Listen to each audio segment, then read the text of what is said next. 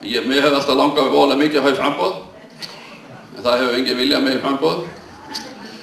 Og ég hef náttúrulega komast til meðtóð við ýmsum félögum og meðal annars sótti ég skriflega í kvenfélaginu heima. Það heitir kvenfélagi Freyja, það er í Víðidal, ég er þaðan. Við sóttum tveim í kvenfélaginu skriflega og svo var Gulli að hafa lengi eftir svari og endaði með því að ég skrifaði aftur bréf og vildi fá svar. Ég ætlaði að nýta mig aðstöðu minna því að systir mín var í stjórn félagsins og hélt að ég kemist inn. Nema það tók það nokkra mánuði og þá fekk ég skriflegt svar í ábyrgðarpósti, inngöngubeiðni var hafnað og það var vegna þess að ég var karlmaður. Ég á nú ennþá eftir að leita réttar míns í þessu sambandi. Það komst að þessari niðurstöðu án þess að hafa skoðað mig eitthvað sérstaklega. En það hefur verið þannig í gegnum tíðin að það hefur svo sem ekki verið mikil ásókn í mig af kvenfólki. Og mun minni heldur en ég hef nú haft væntingar um.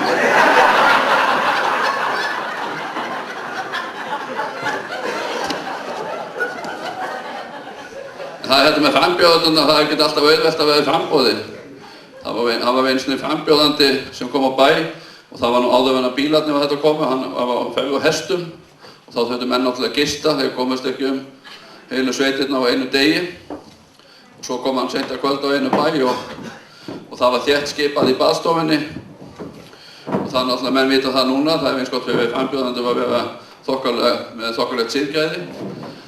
Nema það að bóndinn sagði frambjóðenda þegar hann átti að ganga til hvílu. Það var bara eitt stæði laust í baðstofunni og það var við hliðin á heimasvætunni. Og ef hann vildi það ekki þá þurfti hann að gista út í hlöðu. Og þessi frambjóðandi var svona löngu fyrir okkar tíða svona vel siðvæddur. Þannig að hann ákvaði að sofa út í hlöðu. Nema það svo daginn eftir þá var við einn beljan á bænum að ganga. Og bóndinn beið dóttur sína að hjálpa sér. Og nautið að næsta bæ var fengið og svo kemur nautið og þetta gengur ekki neitt hjá nautinu að ljúka þessu af sem það átti að gera.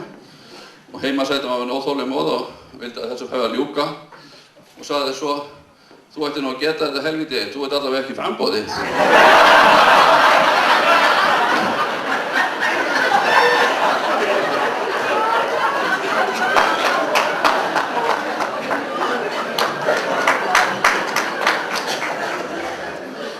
Kannski annað tengt búskapnum, ég veit ekki hvað má segja, hvað fólk hérna á þessu svæði er viðkvæmt.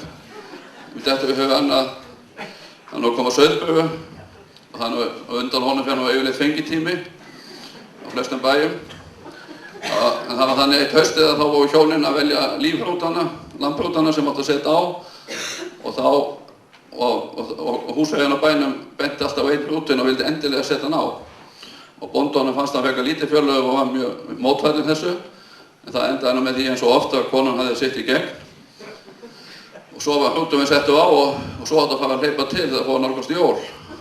Og þá var þetta hátíðleg athöfn að setja þennan efnilega hrút í krána.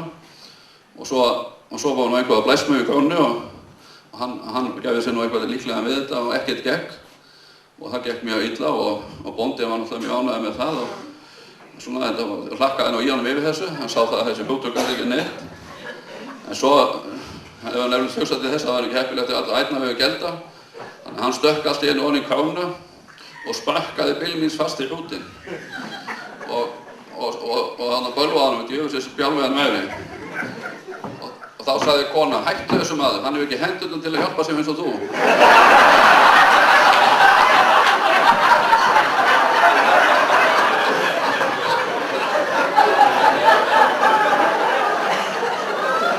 En nú er komið að næsta atriði. Þá held ég að Stífi þó allavega mýfa með það á stokk og Steikka Páls að koma hérna með sitt lið. Gjörðu svo vel.